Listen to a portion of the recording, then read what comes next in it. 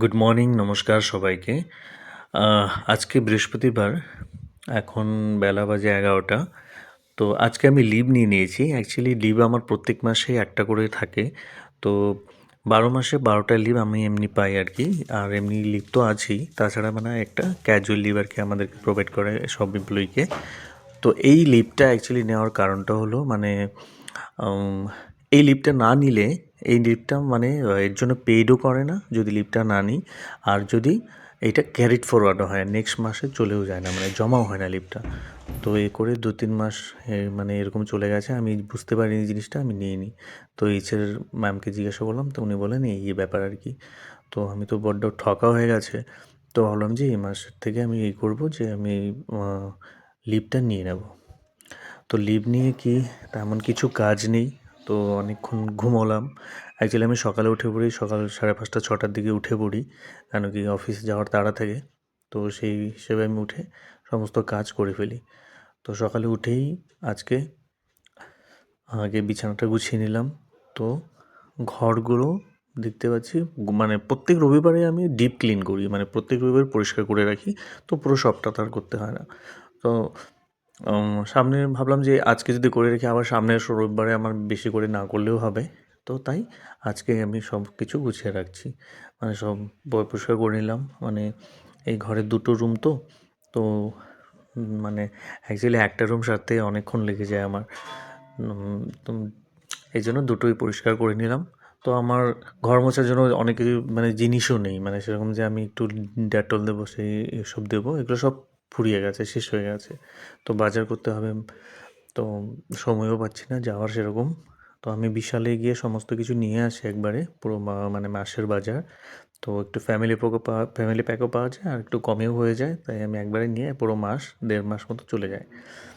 আর তো কী দিয়ে মুছবো, দিদিকে ফোন করলাম, দিদি বললো যে একটু কমফোর্ট মিশিয়ে এনে জলে, তো দেখবি মানে কোনো অসুবিধা হবে না। তো হ্যাঁ, ঠিক তো তাই। তো আমি জামা কাপড়ে তো দিই, তো ঘর মোছা জলেও একটুখানি দিয়ে পুরো ঘরটা মুছে দিলাম। তো একটু ফ্রেশ লাগছে এখন। তো এখন খাবো চা। তো চা না হলে হয় না, চা খাওয়ার অভ্যেসটা হয়েছে আমার কলকাতা থাকতে। তো কলকাতায় যখন কল সেন্টারে চাকরি করতাম, তখন আমাদের শুধু 15 মিনিট আমাদেরকে মানে ব্রেক দিত। সেই 12তলা ওপরে আমাদের অফিস ছিল, সেখান থেকে নিচে এসে মানে আবার সেই চা খেয়ে যেতে যেতে 15 মিনিটে হতো না। তো ওই চা বিস্কুটটুকু খেতে দিয়ে সময়টা পেতাম। তো সেই চা বিস্কুট খেয়ে যেতে যেতে 15 মিনিট হয়ে যেত, 1 সেকেন্ডও দেরি করলে ফ্লোরে মানে ম্যানেজাররা খুব চেঁচামেচি করতো। তো সমস্ত কাজ হয়ে গেছে। আজকে অ্যাকচুয়ালি রান্নার থেকেও ছুটি, আজকের দিনের বেলা রান্না করবো না। পাশের বাড়ি কাকিমা, মানে ওপরে ফার্স্ট ফ্লোরে আমার বন্ধু থাকে, তো উনি নিমন্ত্রণ করেছে। তো আমার ঘর কাজ সব সেরে নিয়ে চান টান করে এ হলো আমার ঠাকুর, যেখানে আমি পুজো দিই। ঘরের এক কোণায় আমি একটু মানে পুজোর জায়গা করে নিয়েছি, এই জায়গাটুকু আমি হাত দিয়েই মুছে দিই আর কি। তো সমস্ত জায়গাটাকে পরিষ্কার করে ঠাকুরের বাসন টাসন আলাদা করে ধুয়ে নিয়ে আমি পুজোয় বসে পড়লাম। অ্যাকচুয়ালি আপনি যেখানেই থাকুন না কেন, ঠাকুর নিয়ে থাকা খুব মানে দরকার। এটা আমার ঠাম্মা বলে গেছে, আমার ঠাকুমা, আমার বাবা বলে গেছেন। তো আমার মাও বলেন যে কি, যেখানেই থাকিস না কেন ঠাকুরকে একটুখানি পুজোটা দিস। তো যার সুবিধে হয় সেটা দিতে পারে, যার সুবিধে হয় না সে তো আর পারবে না।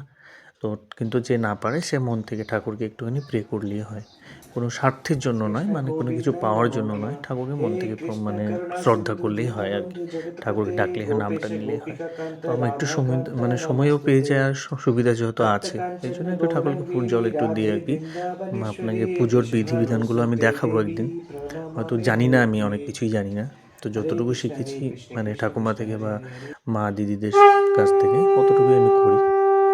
তো কীভাবে মানে অগরু কী কাজে লাগে, বা ঘরে গঙ্গা জল রাখতে হয়, বা শঙ্খ ধ্বনি, বা এটা মানে করতে হয়, এইগুলো সমস্ত কিছু আর কি একটু একটু করে জানি, সেগুলো করি। তো আমার সিংহাসনে যে দেখতে পাচ্ছেন, উনি হচ্ছেন নীলমাধব। তো ইনি এসছেন সেই পুরী থেকে। তো আমার সমস্ত ঠাকুর শ্রদ্ধা এইসব মানে রিলেশনটা হয়েছে রথযাত্রা থেকে। তো সমস্ত জিনিসপত্র যা দেখতে পাচ্ছেন, ঠাকুরের ফটো দেখতে পাচ্ছেন, রথযাত্রার দিনে কেনা হয়, কোন মানে এটা কোইন্সিডেন্ট আর কি। তো আমার পুজো হয়ে গেল, আমি এখন যাচ্ছি কাকির বাড়িতে। তো এই চলে এলাম কাকিদের বাড়িতে। তো এখানেও দেখি ইন্দ্রেশ উপাধ্যায়ের ভিডিও চালিয়ে রেখেছে বন্ধু, তো ওইসবই দেখছি। ওনার বিয়ের কথা আলোচনা হচ্ছিল কাকির সাথে। তো দেখি কার কাকিও রান্নাবান্না সেরে আমার জন্য ওয়েট করছিল আর পুজো দিচ্ছিল। তারপর খাওয়া দাওয়া সেরে ভাবতে একটুখানি ঘুমিয়ে নেব, ঘুমিয়ে উঠে তারপরে যাবো বিকেলে বাজারে। তো সন্ধ্যাবেলার বাজার মানে রাত্রে রান্নাবান্না করতে হবে, তো ভাবলাম যে আজকে রসুন পেঁয়াজ দিয়ে পনির রান্না করবো, মটর পনির। যদিও আমার পনির পছন্দ না, আমি পনির খেতে মানে পনির সবজি খেতে ভালোবাসি না, পনির অন্য আইটেম মিষ্টি আইটেম খুব ভালোবাসি। তো আদা রসুন পেঁয়াজ শুকনো লঙ্কা টমেটো আর আলু আর মটর গ্রিন মটর দিয়ে আমি তরকারিটা বানাবো। তো সমস্ত মশলা একবারে একটা মিক্সিতে দিয়ে পরিমাণ মতো আমি এটা মিক্সিতে গ্রাইন্ড করে নিলাম। কিন্তু আমি একটা জিনিস দিতে ভুলে গেছি, সেটা হচ্ছে কাজু বাদাম। তো আমি আগে এগুলো দিয়ে ফেলেছি, এটা মিক্স করে হয়ে গেছে, মানে অলরেডি এটা মিক্স হয়ে গেছে, মানে পেস্ট হয়ে গেছে। এখন আমার হাতে কয়েকটা কাজু বাদাম দিয়ে এখানে দিয়ে দিলাম, দিয়ে আর মানে দুবার ঘুরিয়ে নিলাম। তো পেস্টটা রেডি হয়ে গেছে দেখুন। আর পনিরগুলো ছোটো ছোটো করে কেটে নিয়েছি, পনিরের মধ্যে একটু লবণ একটু হলুদ আর একটু মানে আপনার লঙ্কা গুঁড়ো দিয়ে একটু মিক্স করে ওটা ভেজে নেব। আর আলু আর কড়াইশুঁটিটা একটু হালকা ফ্রাই করে নিলাম। আমি অ্যাকচুয়ালি জানিও না পনিরটা কী করে বানায়, এ তো ভাজতে মানে যখন এগুলো ভাজতে যাবো এগুলো ভেঙে ভেঙে যাবে, তো এই একটা ঝামেলা। তো কাঁচাই খাই, নিয়ে এলে কাঁচাই খাই আমি চিনি দিয়ে মিক্স করে। রান্না মানে আমার সেরকম মানে পোষায় না। তো ভিডিও ইউটিউবে দেখলাম যে এরকম একটা রেসিপি কোথাও মানে দেখেছিলাম। তো মশলাটা কষিয়ে নিলাম একটুখানি তেল দিয়ে, মানে একটু মশলাটা কষানো হয়ে গেল, তারপরে পনিরটাও ভেজে নিয়েছিলাম। তো দুটোই হালকা হাফ বয়েল মতো হয়েছিল। তো এগুলো সব কিছু একটু ওখানে মশলাটা কষিয়ে জল দিয়ে একটু গরম জল দিয়েছি, তারপর দিয়ে এটা মিক্স করে দিলাম সমস্ত কিছু, ওই কড়াইশুঁটি আলু ভাজা আর পনির সমস্ত কিছু দিয়ে একটু আঁচটা হালকা করে, তো এটা একটুখানি ফুটতে দেবো। তো মোটামুটি 5-7 মিনিট ফুটে গেলে জলটা একটু টেনে যাবে, একটু মাখা মাখা হয়ে গেছে এই দেখুন। এখানে ঘি আর গরম মশলা দিয়ে নামিয়ে আমি একটু টেস্ট করে নিলাম। খেতে খুব ভালো হয়েছে, মানে যারা পনির খায় খুব ভালো লাগবে ওদের। ঠিক আছে, আমি ক্রিম ট্রিম বা তেমন কিছু দিইনি। তো খেয়ে তারপরে দেখলাম যে হ্যাঁ খুব বেশি স্বাদ হয়েছে, এটা তো ভাত খাওয়া যেতে পারে। ভেবেছিলাম রুটি খাবো না, হচ্ছে ভাতই খাবো, আমার রুটি থেকে ভাতটাই বেশি ভালো লাগে। তো আমি হচ্ছে ভাতটা করে ভাত দিয়ে আর খেয়ে নেবো। দেখতে দেখতে 10টা বেজে গেল, আমার ভাতও হয়ে গেছে অলরেডি, মানে এক সাইডে ভাত দিয়ে দিয়েছি। তো বন্ধুরা কেমন লাগলো আমার মানে ভিডিও, নেক্সট আবার ভিডিও বানাবো যদি আপনারা সাপোর্ট করেন, পাশে থাকেন। তো তখন অবধি tata, bye bye, thank you, good night.